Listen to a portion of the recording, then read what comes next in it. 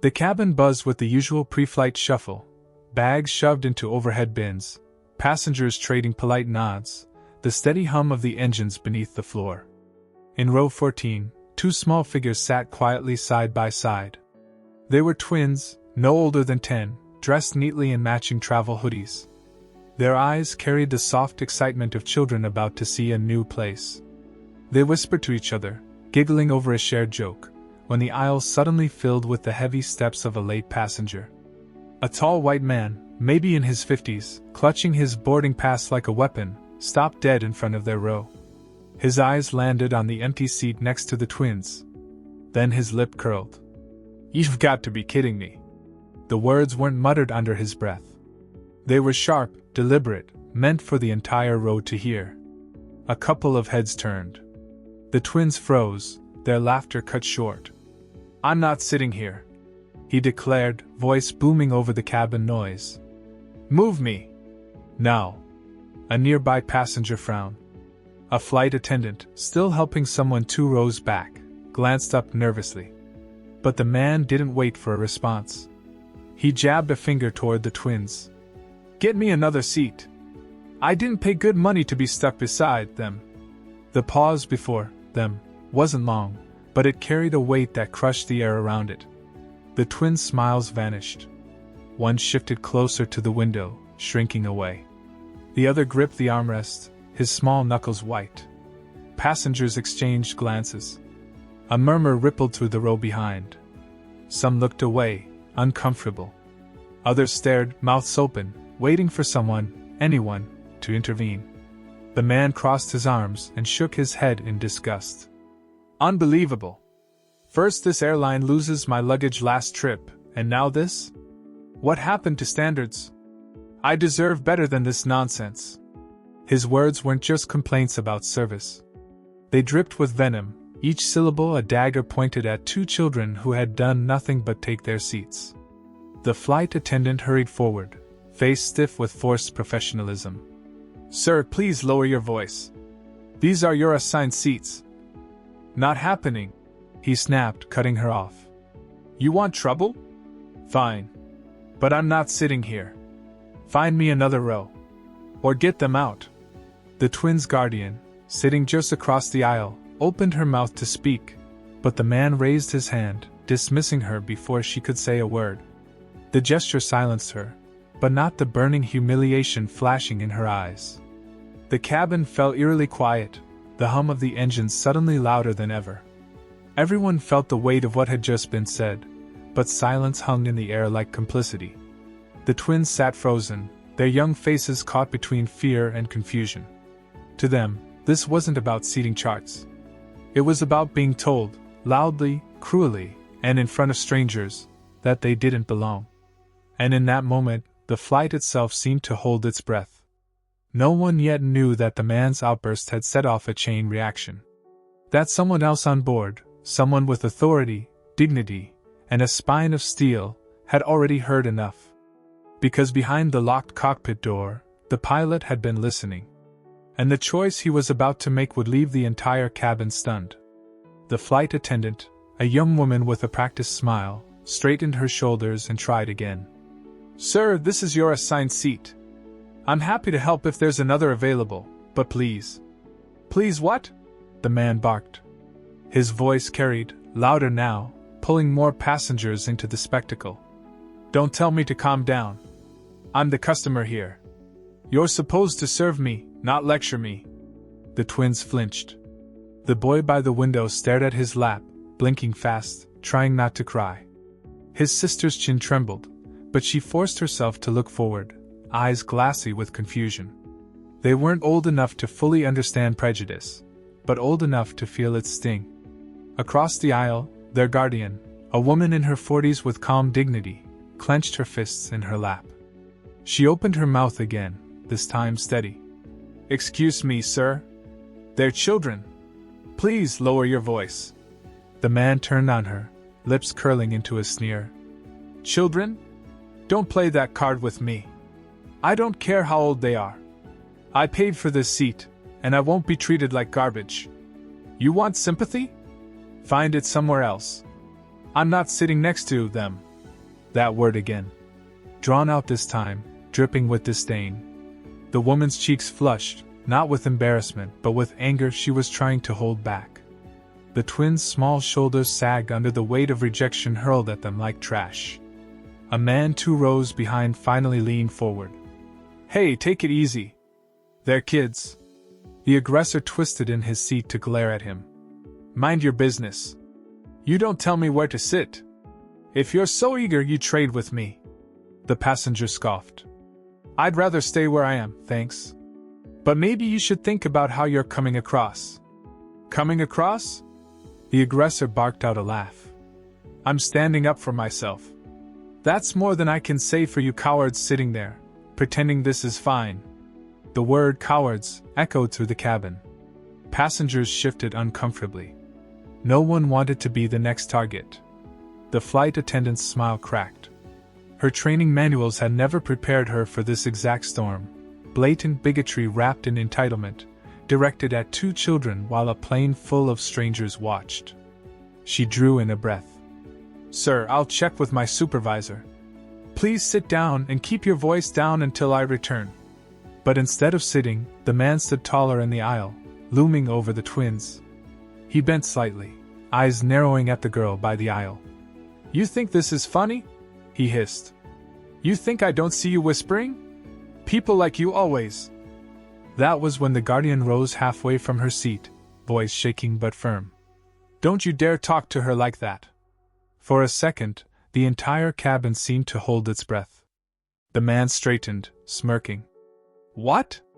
You're going to stop me? Go ahead. Try." The threat wasn't just in his words. It was in the way he puffed out his chest, daring someone to intervene. The twins shrank further into their seats, one burying her face in her hands. And still, most of the cabin sat frozen, silent witnesses to humiliation. Some pulled out their phones, screens glowing, recording the ugliness but not stopping it. Others avoided eye contact, hoping the confrontation would burn out on its own. But the man wasn't finished. He threw his arms wide, as though he were the victim here. "This is what your airline has come to," he shouted at the flight attendant, who had retreated a step. "You expect people like me to sit beside this? Shameful. Absolutely shameful." His voice carried down the aisle, bouncing off the closed cockpit door. Inside, the pilot, a veteran with more than 20 years in the sky, was listening. At first, he tried to tune it out. Passenger disputes were messy, but usually temporary. But as the words grew louder, sharper, uglier, something inside him shifted. He pictured his own children. He imagined them sitting in that row, singled out, attacked for something they couldn't change. He imagined their small faces crumbling under the weight of hate. The decision crystallized. He wouldn't let this go unanswered. Not on his plane. Meanwhile, the flight attendant finally returned with her supervisor, a middle-aged man with salt and pepper hair and an air of calm authority. "Sir," the supervisor began, voice level, "I need you to take your seat. We'll look into possible changes once boarding is complete, but right now you are disrupting the cabin." "Disrupting?" the aggressor barked. "No. I'm demanding my rights." "You want disruption? Fine. I'll give you disruption." He slammed his hand on the top of the twins' seat, startling them both. The boy gasped, nearly spilling his juice box. The girl clutched her brother's arm, her whole body trembling. A ripple of outrage moved through the cabin. A woman across the aisle muttered, "Unbelievable." Another passenger called out, "Leave them alone." But the man only grinned, feeding on the tension. "Go ahead, keep filming. Show the world how this airline treats paying customers. Show them how they force us to sit in filth." That word, filth, landed like a bomb. The twins froze, their innocence shattered by the ugliness of being dehumanized in front of dozens of strangers. The guardian stood fully now, voice firm. "Enough. Sit down. Stop humiliating these children." The aggressor leaned in, his voice a low growl meant only for her. "Or what?" And that was when the intercom crackled. The pilot's voice, calm but commanding, filled the cabin. Ladies and gentlemen, this is your captain speaking. I need everyone in their seats immediately. This aircraft will not be departing until order is restored." Passengers glanced at each other.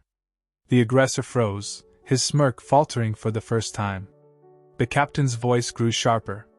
"To the gentleman standing in row 14, you have a choice.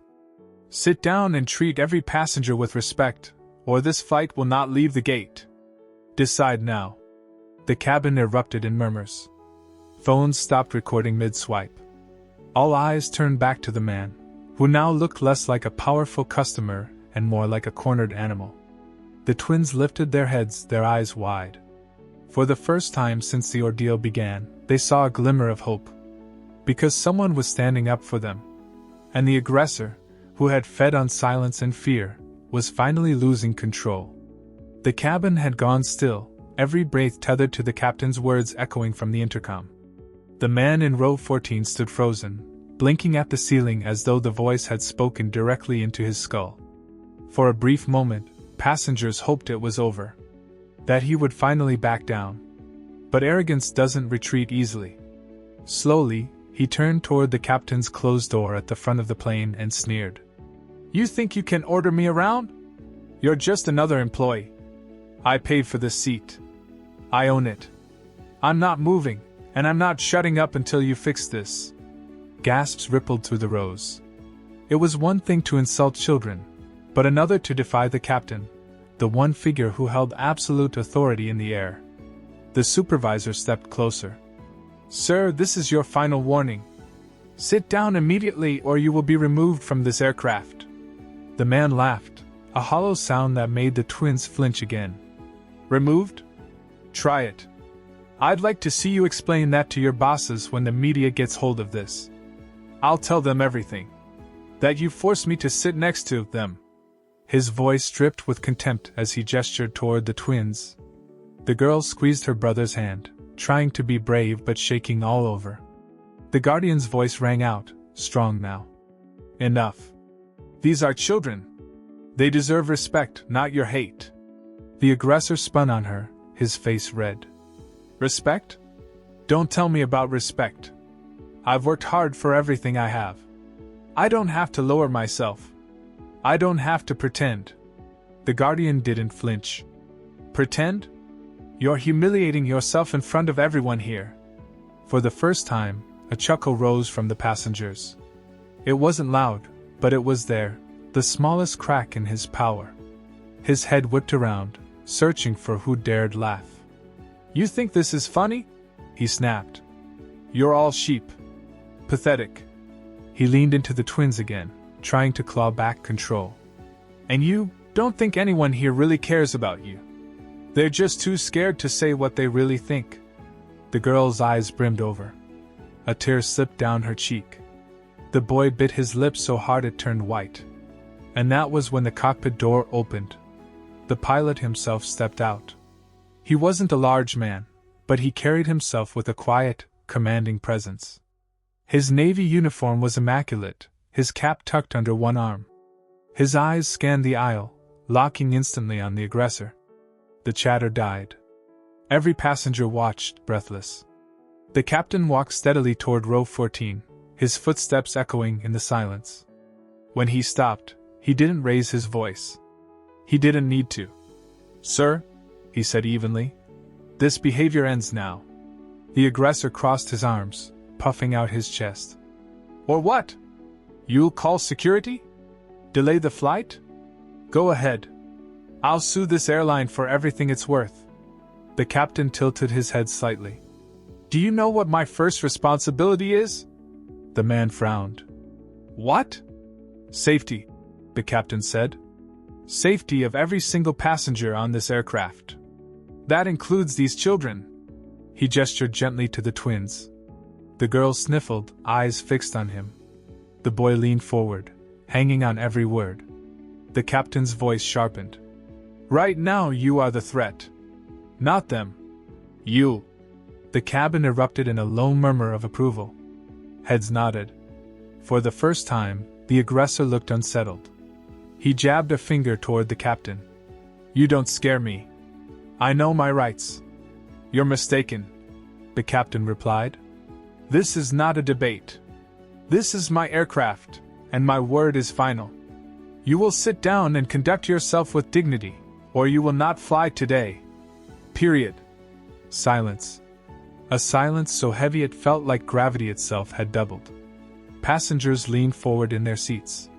Some recorded, others simply watched, their hearts pounding.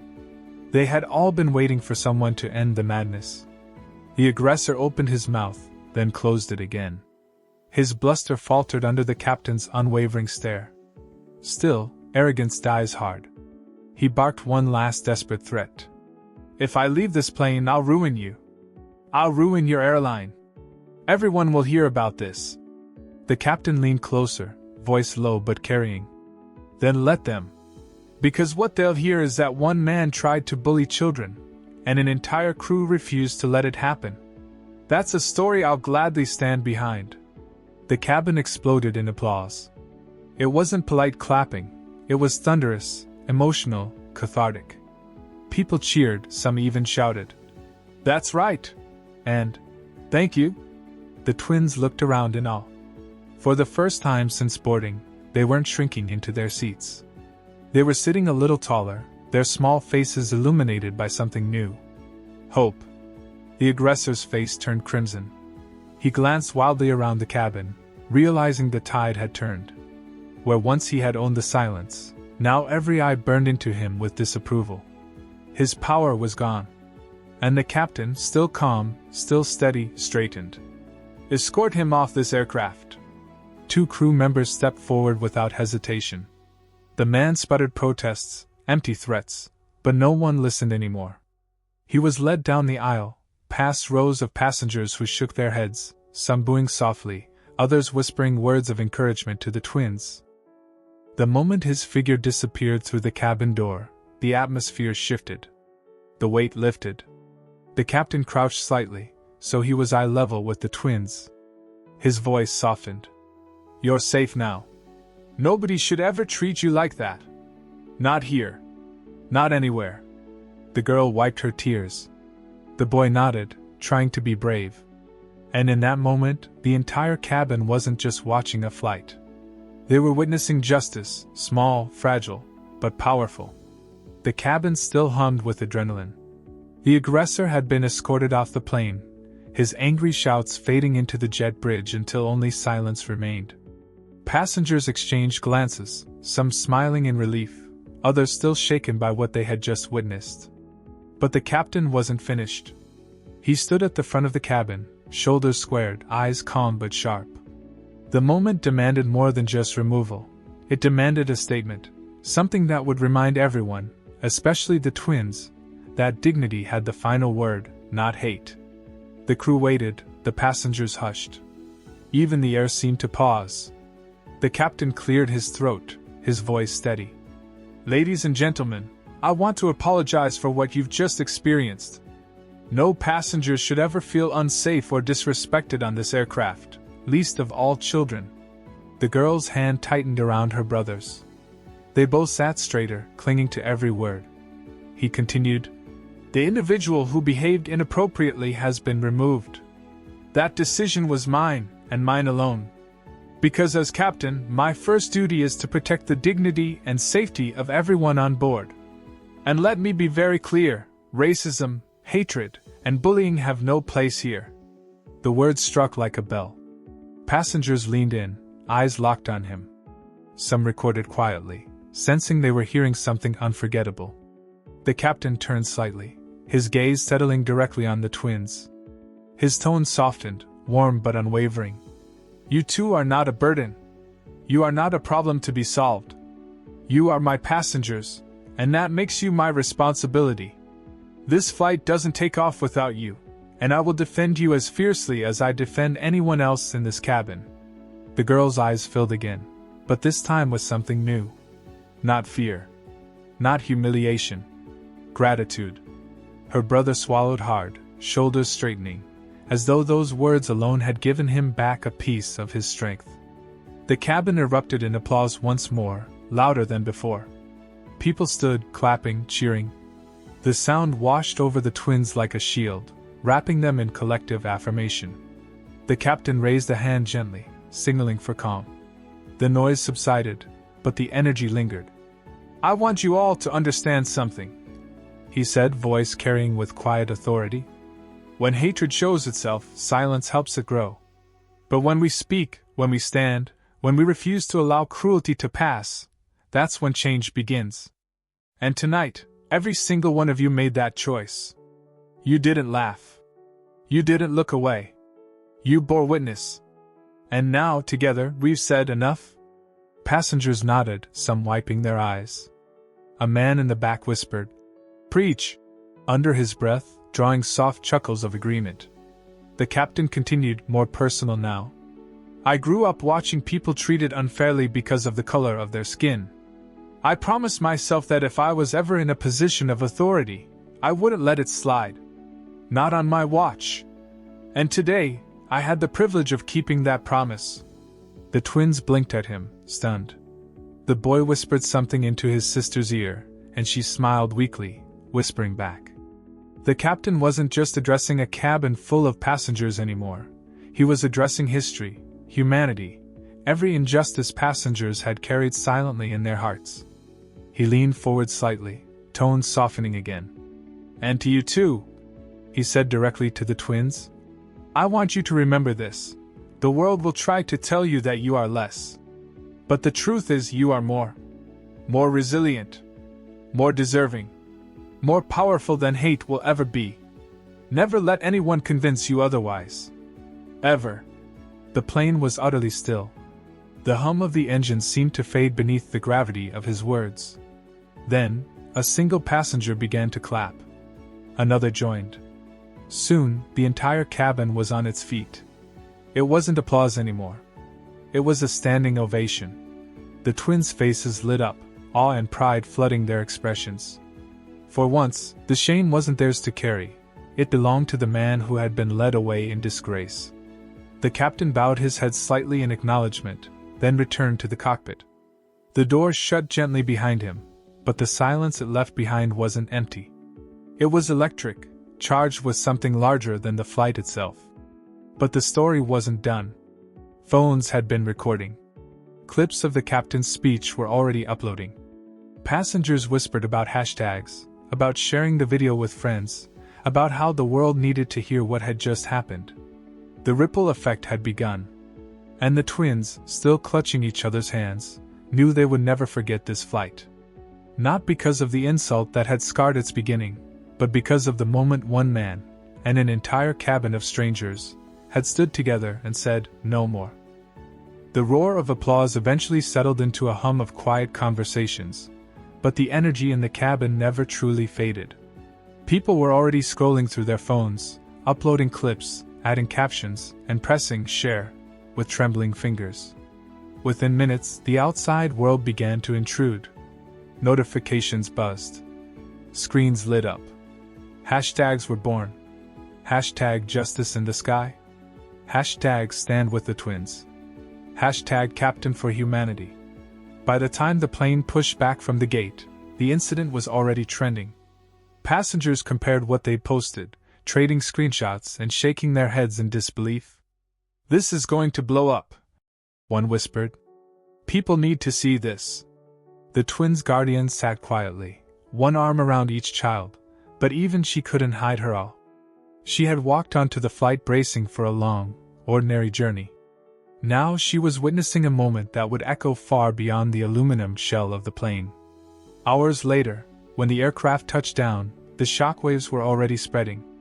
Local news outlets had picked up the story. By morning, national networks would be looping the captain's speech across television screens. The clips were raw, shaky hands had filmed them, but the emotion was unmistakable. The aggression of the passenger. The trembling faces of the twins.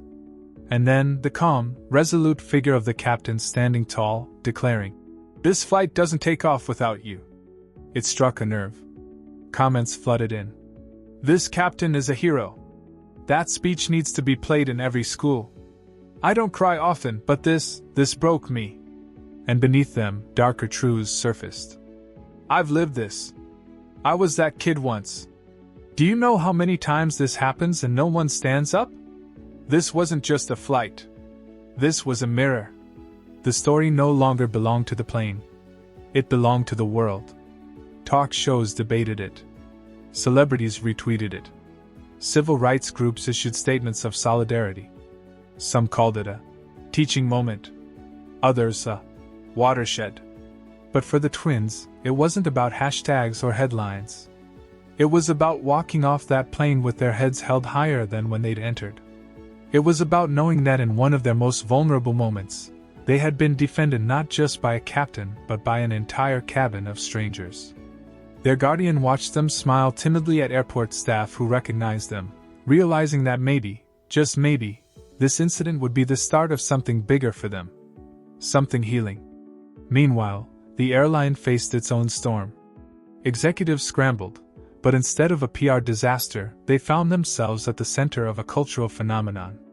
The captain's words were replayed endlessly, and though corporations often fumble such moments, this time was different. The airline leaned into the truth. They issued a statement not of damage control but of pride. We stand by our captain's decision. Safety, dignity, and respect are non-negotiable on our flights. We are proud of our crew, and we are humbled by the courage of the children who endured this ordeal. It wasn't perfect. No press release ever is. But it felt honest enough to amplify the message, not bury it. The aggressor, however, faced a very different fate. His name leaked online within days. Former colleagues distanced themselves. His employer released a terse note about reviewing his conduct. In an era where reputation could crumble overnight, his arrogance had cost him more than just a seat on a plane. The irony was bitter. He had threatened to ruin others, yet it was his own legacy now in tatters. The captain, for his part, didn't chase the spotlight. When reporters reached out, he declined interviews, offering only a simple line through the airline's press office. I did my job. That's all. But the public wasn't fooled. They saw more than a job. They saw a man who had turned authority into humanity, who had used power not to intimidate but to shield the vulnerable. For many, it became a symbol. A reminder that leadership isn't about control, it's about courage. And still, the most profound aftershocks were quieter, less visible. A young black boy in Chicago watched the clip on his phone and whispered to himself, "That could be me." A woman in Atlanta texted her daughter, "See? Don't ever let them make you feel small." A teacher in Los Angeles played the video for her students, then asked, "What would you have done if you were there?" The ripples spread, not in headlines or hashtags, but in hearts and conversations. Back in their home, the twins processed the experience in fragments. The boy mimicked the captain's firm voice, repeating the line that had stuck with him. "You are my passengers." His sister, quieter, drew a picture of the plane with little hearts around it. Their guardian tucked them into bed that night knowing the scars were still there, but so too was a new kind of strength. Because the world hadn't just seen their pain. It had seen their dignity restored. And the question now lingered, far beyond that single flight. What if every injustice was met with the same courage? The noise of the internet eventually quieted. Hashtags trended, videos went viral, and then, as always, the next scandal or headline took its place. But for those who had been on that flight, and for those who had felt the sting of the aggressor's words in their own lives, the moment refused to fade. It lingered because it wasn't just about one man's cruelty. It was about the choice that followed. Too often, people had witnessed injustice and done nothing. Too often, children like the twins had been left to sit in silence, carrying the weight of someone else's hatred. But on that night, in that cabin, silence had been broken. Authority had been used for protection, not suppression. And dignity had been defended, not denied. The lesson was simple, but not easy. Hate shouts loudly. It is arrogant, bold, and unashamed. It thrives in silence, in the spaces where no one speaks up, where people look away. But dignity speaks too, quieter, steadier, and infinitely stronger. It speaks when a guardian refuses to shrink back. When passengers murmur their support. When a captain steps into the aisle and says, "Not here. Not now." Not ever again. That moment was not about a job description. It was not about protocol. It was about choosing the harder thing, to confront cruelty rather than allow it to spread. And yet, the story wasn't just about the aggressor's downfall or the captain's bravery. It was about the twins. For them, the memory of that flight would be complicated. They would remember the sting of the words hurled at them, yes. But over time, perhaps the memory would soften, shaped less by the insult itself and more by what followed.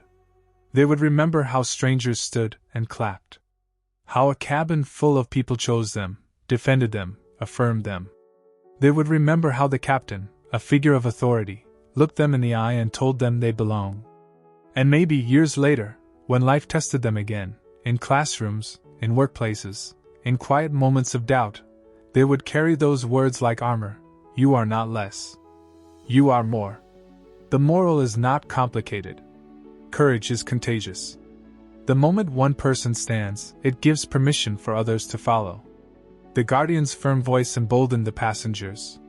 The passengers' support amplified the captain. And the captain's stand became a story that spread far beyond the cabin walls.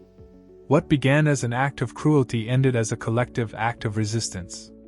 And so the lesson extends to anyone watching, anyone listening.